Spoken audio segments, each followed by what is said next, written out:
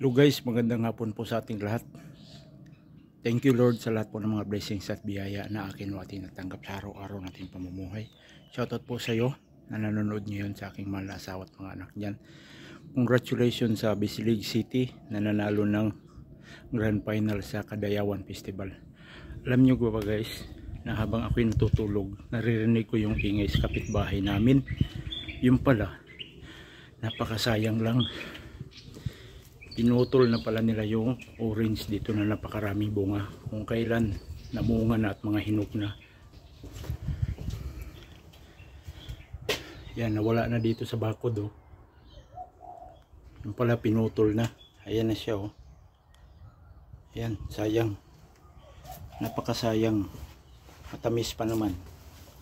Ayan oh. Ayan. So dito guys, walang sayang-sayang dito. Putol yan. O, diba? Sa atin yan, napakalaki pa ng pakinabang para mapakinabangan ng mga kapitbahay, ng ating mga kaibigan, kamag-anak, diba?